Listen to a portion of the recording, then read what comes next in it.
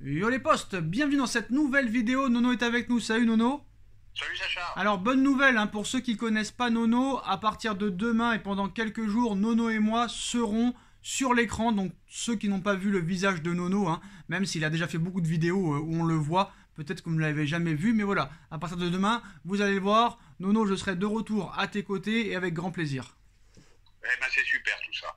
Alors, on va parler des révélations sulfureuses qui sont sorties sur le transfert de Neymar au Paris Saint-Germain. Un mail envoyé par Raúl Sanelli, directeur du football du FC Barcelone en 2017 à la direction du club, révèle comment les Blaugrana ont perdu la confiance de Neymar. Ce dernier s'est senti trahi par le Barça qui a mal interprété certains de ses signaux. Alors les Barça Leaks font décidément beaucoup de bruit en Espagne, Nono.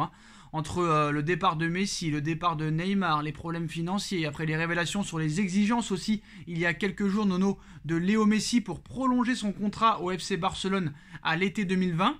Les nouvelles informations dévoilées par El Mundo s'attaquent au cas Neymar aujourd'hui. Le quotidien s'est procuré un email envoyé par Raúl Sanelli, alors directeur du football à l'époque du Barça. Nous sommes à la fin du mois de juillet 2017 et le Barça lutte pour convaincre Neymar de rester au club, lui qui envisage sérieusement de rejoindre le Paris Saint-Germain. Il y songeait déjà à l'été 2016. Alors le dirigeant raconte alors la conversation qu'il a eue avec le père de Neymar. Je le cite: « Aujourd'hui, j'ai été avec Oscar Gros, alors directeur général, à la maison de Neymar pour évaluer la situation.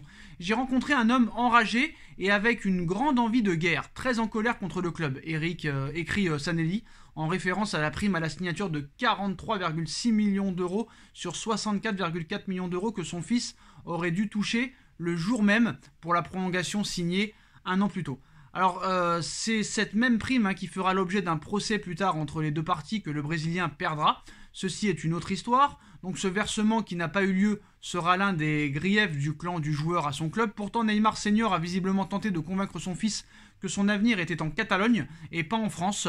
Ce que le Barça n'a pas souhaité entendre, à y regarder les reproches de Sanelli. Depuis des semaines, le père de Neymar, m'a montré qu'il travaillait pour convaincre son fils de ne pas commettre l'erreur d'aller au Paris Saint-Germain. Vous me traiterez de naïf ou de délirant, mais je m'en fiche. Je suis avec cet homme depuis des heures et je pense que je le connais assez bien pour savoir quand il bluffe et quand il dit la vérité. Et dans ce cas, je suis absolument convaincu, il m'a montré qu'il était de notre côté et qu'il voulait prolonger avec nous.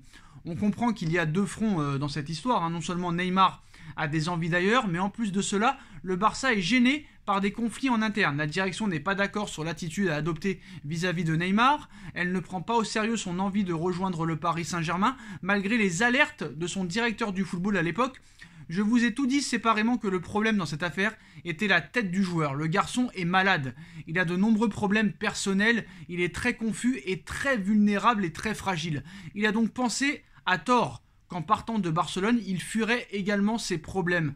Alors qu'en réalité, ce qu'il devrait faire, c'est les affronter et ne pas partir. Ses coéquipiers ont été sensationnels, l'ont soutenu jusqu'au bout, mais à la fin, ils en ont eu marre, comme moi et comme nous tous, admet-il. Alors, il accuse Bartomeu, le président, et Oscar Gros d'avoir laissé partir l'ailier, sabotant au passage son travail auprès de la famille. Je me suis consacré au père ces dernières semaines. J'ai parlé pendant des heures et des heures avec eux. Je vous assure qu'ils étaient avec nous jusqu'à ces 2 ou 3 derniers jours, quand, à tort et injustement, il s'est senti trahi lorsque la veille du match de pré-saison à Miami, le chiffre de la prime à la signature est sorti dans la presse. Il a interprété cela comme un moyen de pression de la part du club qui l'aurait divulgué. C'est à ce moment-là que nous avons commencé à perdre Neymar. Évidemment, j'ai défendu qu'en aucun cas nous l'avions divulgué, mais il m'a jeté. Voilà comment le Barça a finalement perdu Neymar, Nono, parti au PSG pour 222 millions d'euros en août 2017. Qu'est-ce que tu penses encore une fois de toutes ces révélations 5 ans après?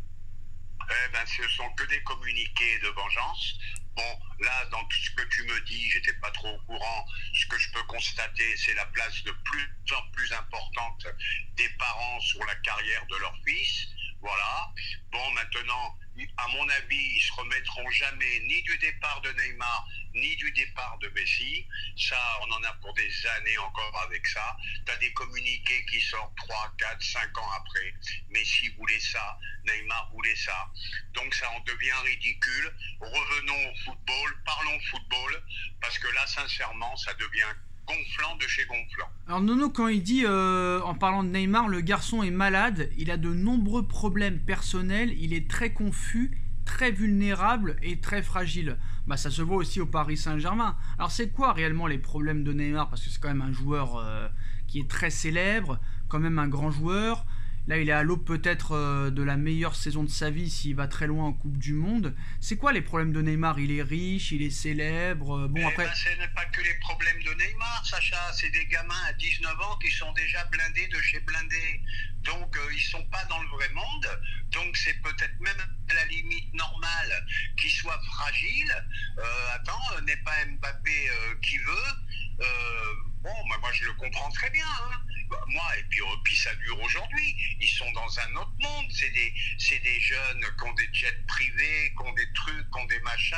Non, ils sont ailleurs. C'est très très dur à mon avis à ce niveau de salaire au niveau promotionnel, etc. Bon, c'est simple, je vais résumer. Les mecs, ils peuvent perdre la tête. Ils sont milliardaires à 25, 30 ans. Voilà.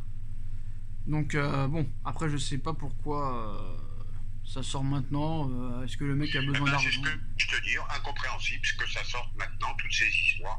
Neymar, ça va faire bientôt 5 ans. Messi, ça va faire bientôt 2 ans. Et ça sort. T'as l'impression qu'ils s'en remettront jamais. Et tu penses que Messi, alors, ne retournera pas au FC Barcelone? Donc, il continuera au PSG ou ira en MLS, comme il l'avait dit il y a quelques années? Le plus grand joueur de tous les temps s'est fait sortir comme une merde du Barça.